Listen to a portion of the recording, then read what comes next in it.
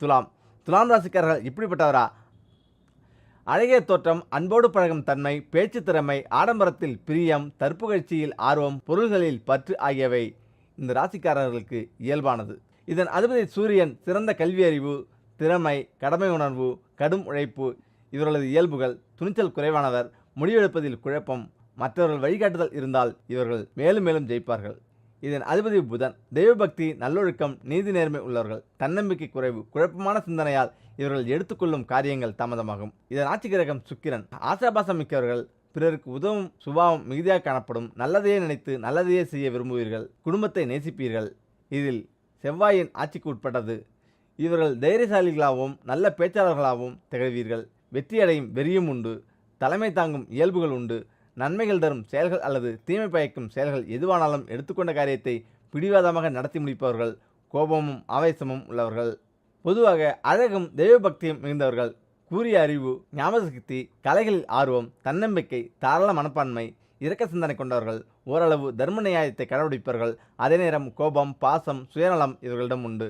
இந்த ராசிக்காரர்கள் துலாக்கோல் போல் நல்லது கெட்டதை சீர்தூக்கி பார்த்து தீயதை அகற்றி நல்லதை கடைபிடித்து வாழ்வில் உயர்பவர்கள். இதன் ஆட்சி கிரகம் குரு. புத்திசாலிகள், தைரியசாலிகள், நியாயவாதிகள், பேச்சுத்திறன் உடையவர்கள், பல மொழிகளை கற்பார்கள். கவிதை திறமை இருக்கும். அழகை ஆராதிப்பவர்கள், திட்டமிட்டு செயல்படுவார்கள். முக்கியமாக கடுமுழைப்பால் பொருளீட்டுவீர்கள். அதிகாரம் செய்வீர்கள்.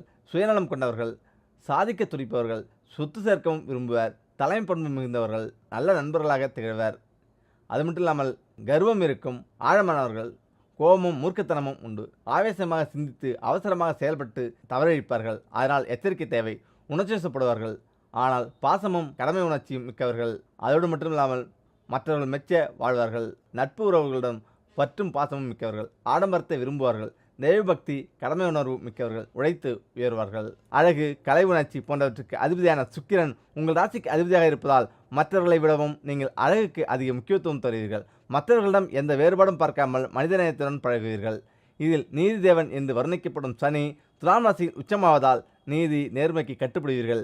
இந்த இடத்தில் சூரியன் நீச்சமடைவதால் நாட்டு நிர்வாகத்தில் திறமை இருந்தாலும் வீட்டு நிர்வாகத்தை பொறுத்தவரை நீங்கள் பூஜ்ஜியம்தான். உங்கள் ராசியில் 2க்கும் 7க்கும் அதிபதியாக செவ்வாய் வருவதால் தோன்றுவதை பேசுவீர்கள். பொய் சொன்னாலும் பொருந்து சொல்ல தெரியாமல் விழிப்பீர்கள். பொறுப்புகளை எப்பொழுதும் வாக்கித்துணையுடன் ஒப்படைத்து விடுவீர்கள்.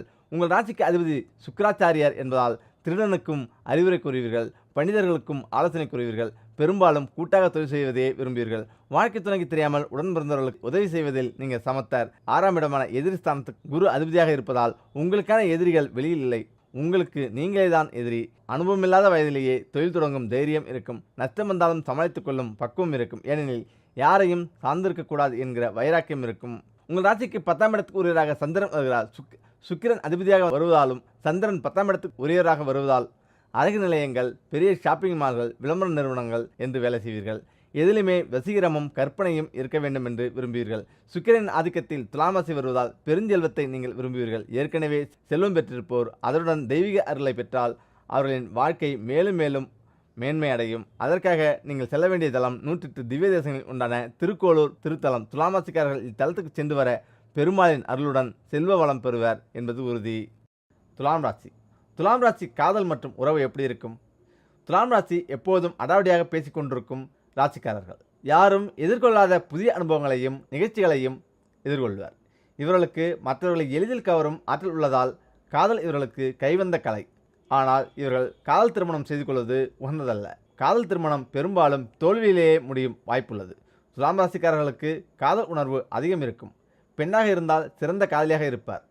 ஆனால் அவரிடம் சிறந்த குணம் இருக்காது. ஆண்கள் அப்படி இல்லை.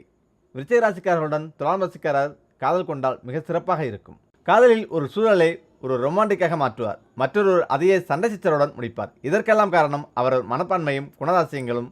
ஒருவரது ராசியை வைத்து அவர் எப்படிப்பட்டவர், அவரது குணராசியங்கள் என்னென்ன என்று கூற முடியும். அந்த வகையில் காதல் உறவில் பிரிவு ஏற்பட்டால் உங்கள் ராசிக்காரர்கள் எப்படி அதற்கு பிரதிபலிப்பாக இருப்பார்கள்?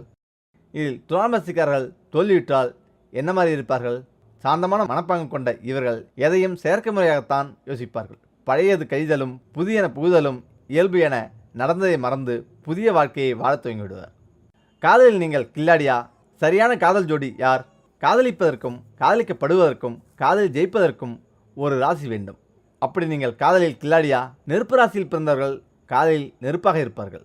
நீராசியில் பிறந்தவர்கள் காதலில் கழுவுற மீனில் நழுவுற மீனாக இருப்பார்கள்.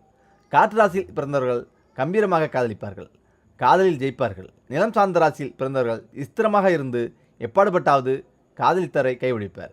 சரராசிக்காரர்கள் நிலையற்ற மனதோடு இருந்தாலும் ஸ்திர ராசிக்காரர்கள் காதலில் ஸ்திரமாக நின்று ஜெயிப்பார்கள். துலாம் காதலில் எப்படி? காற்று ராசியில் பிறந்தவங்க நீங்கள். காதல் உங்களுக்கு சுவாசம் மாதிரி. சுக்கிரன் உங்கள் ராசி அதிபதி என்பதால் காமம் சற்று அதிகமாகவே இருக்கும். உண்மையான காதலுக்கு நீங்கள் மதிப்பு கொடுப்பீங்க. எச்சரிக்கை என்பது உங்கள் ரத்தத்தில் இயல்பாய் கலந்த ஒன்று. நீங்கள் காதலிக்கிறவங்க உங்களை புகழ்ந்து பேச வேண்டும் என எதிர்பார்ப்பீங்க. உங்களை வர்ணிப்பதை ரொம்பவே ரசிப்பீங்க. நீங்கள் காதலிக்கிற ஆள் கார் பங்களாவோடு இருக்கணும்னு எதிர்பார்ப்பீங்க. கும்பம் மிதன ராசிக்காரங்க உங்களை காதலிப்பாங்க. அடுத்ததாக திருப்பதி மலையில் இருந்து இறங்கி வந்து அந்த பெருமாளை உங்கள் பண கஷ்டத்தை தீர்த்து வைப்பார். இந்த ஒரு பொருளின் வாசம் உங்கள் வீட்டில் நிறைவாக இருந்தால், ஆம், எவ்வளோ பெரிய பண கஷ்டத்தை கூட சுலபமாக ஒரு நொடி பொழுதில் தீர்த்து வைக்கக்கூடிய வல்லமை கொண்டவர் தான் பெருமாள். அவருடைய கடைக்கண் பார்வை நம் மீது விழுந்து விட்டால் போதும், பொன்பொருள், சொத்து, சுகம் அனைத்தும் நம்மை தேடி வந்துவிடும். எந்த ரூபத்தில் அதிர்ஷ்ட காத்து நமக்கு வீசுது என்று நமக்கே தெரியாது. ஆனால் வறுமை பின்வாசல் பக்கம் சென்று இருக்கும். மகாலட்சுமி முன்வாசல் பக்கமாக வீட்டிற்கு வந்து கொண்டே இருப்பாள். அந்த பெருமாளின் ஆசீர்வாதத்தை வாங்க தினம் தினம் நாம் பெருமாள் வழிபாட்டை எப்படி மேற்கொள்ள வேண்டும்? பெருமாள் வழிபாட்டில் அதிகப்படியாக முக்கியத்துவம் கொடுக்கக்கூடிய பொருள் என்றால் அது பச்சை கற்பூரம். பெருமாள் கோயிலில் பெருமாளுக்காக செய்யக்கூடிய பிரசாதத்திலிருந்து அவருக்கு வைக்கக்கூடிய தீர்த்தம் வரை பச்சை கற்பூரமானது சேர்க்கப்படும். ஒருவருடைய வீட்டில் பச்சை கற்பூரம் எந்த அளவிற்கு புழக்கத்தில் இருக்கிறதோ அந்த வீட்டில் அந்த பச்சை கற்பூரத்தின் வாசத்திற்காகவே பெருமாள் விரும்பி வாசம் செய்வார். பச்சை கற்பூரத்தின் வாசம் நிறைந்திருக்கும் வீட்டில் பண கஷ்டம் இருக்காது. பச்சை கற்பூரத்தை வாங்குவதற்கு நீங்கள் எவ்வளோ பணம் செலவு செய்கிறீர்களோ அந்த அளவிற்கு கோடிக்கணக்கான அளவு பல மடங்கு நிறைந்து இந்த வருமானம் அதிகரிக்கும். இந்த பச்சை கற்பூரத்தை வீட்டில் எப்படியெல்லாம் பயன்படுத்தலாம்? ஒரு சிறிய கிண்ணத்தில் சுத்தமாக தண்ணீரை ஊற்றி அதில் கொஞ்சம் பச்சை கற்பூரம், 2 துளசி இலைகளை போட்டு இந்த தீர்த்தத்தை பெருமாளின் பாதங்களில் வைத்து விட வேண்டும். தினந்தோறும் இந்த தீர்த்தத்தை பெருமாளுக்கு முன்பு வைத்துவிட்டு உங்கள் கடன் சுமை குறைய வேண்டும், பண கஷ்டம் தீர வேண்டும் என்று பிரார்த்தனை செய்து கொள்ளுங்கள். மறுநாள் இந்த தண்ணீரை செடியில் ஊற்றிவிட்டு மீண்டும் புதிய தண்ணீரை வைத்து பிரார்த்தனை செய்து வர வேண்டும். அடுத்தபடியாக உங்களுடைய வீட்டில் சாதாரண கற்பூரத்தை ஏற்றி ஆராதனை காண்பிப்பீர்கள் அல்லவா? அதற்கு பதில் இந்த பச்சை கற்பூரத்தை ஏற்றியும் இறைவனுக்கு கற்பூர ஆராதனை காண்பிக்கலாம். உங்களுடைய வீட்டில் பணம் வைக்கும் பெட்டியில் எப்போதுமே இந்த பச்சை கற்பூரம் குறையாமல் இருக்க வேண்டும். பச்சை கற்பூரத்தை வைத்த ஒரு சில நாட்களில் அது காற்றில் கரைந்துவிடும்.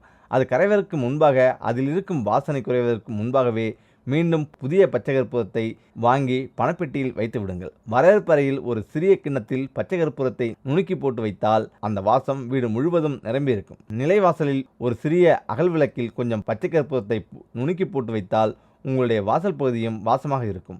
மகாலட்சுமி வீட்டிற்குள் விரும்பி வருவாள். அடுத்ததாக மகாலட்சுமி தாயாருக்கு உங்கள் கையால் இந்த மாலையை கட்டி போட்டால் நீங்கள் மனதில் நினைத்தது 48 நாட்களுக்குள் நடக்கும். ஆம், அது என்ன? மனதில் நினைத்த வேண்டுதல் நல்லபடியாக நிறைவேற வேண்டுமா? தாயாரின் பாதங்களை நம்பிக்கையோடு பற்றி கொண்டு வீட்டில் இருக்கும் பெண்கள் இந்த பரிகாரத்தை செய்து பாருங்கள். எவ்வளவு பெரிய வேண்டுதலாக இருந்தாலும் சரி, அதை 48 நாட்களுக்குள் நிறைவேற்றி தரக்கூடிய சக்தி வாய்ந்த பரிகாரம் இது. வீட்டில் இருக்கும் பெண்கள் தான் இந்த பரிகாரத்தை செய்ய வேண்டும்.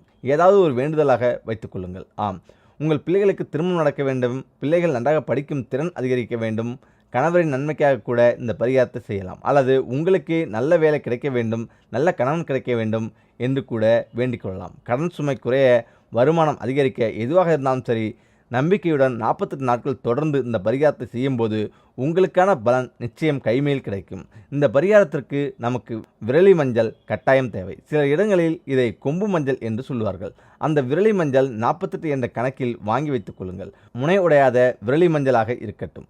ஒவ்வொரு விரலி மஞ்சளின் மேலே ஒரு குங்குமப் பொட்டை வைத்து விடுங்கள். இந்த 48 விரலி மஞ்சளை ஒரு தட்டில் போட்டு அந்த தட்டை மகாலட்சுமி தாயாரின் பாதங்களில் வைத்து விடுங்கள். தினமும் காலை எழுந்து சுத்தபத்தமாக குளித்துவிட்டு பூஜை அறையில் தீபம் ஏற்றி வைத்துவிட்டு மகாலட்சுமி தாயாருக்கு 2 ஏலக்காய்களை நிவேதியமாக வைத்துவிட வேண்டும். எடுத்து வைத்திருக்கும் 48 விரலி மஞ்சளில் இருந்து ஒவ்வொன்றாக எடுத்து தாயாருக்கு அர்ச்சனை செய்ய வேண்டும். குங்கும அர்ச்சனை செய்வோம் அல்லவா? அதேபோல ஒவ்வொரு விரலி மஞ்சளாக எடுத்து தாயாரின் பாதங்களில் வைத்து விடுங்கள். ஒவ்வொரு முறை இந்த மஞ்சளை எடுத்து தாயார் பாதத்தில் வைக்கும்போது உங்களுடைய வேண்டுதலை மனதார ஒரு முறை சொல்ல வேண்டும். வேண்டுதலை ஒரு வரியில் சொல்லுங்கள்.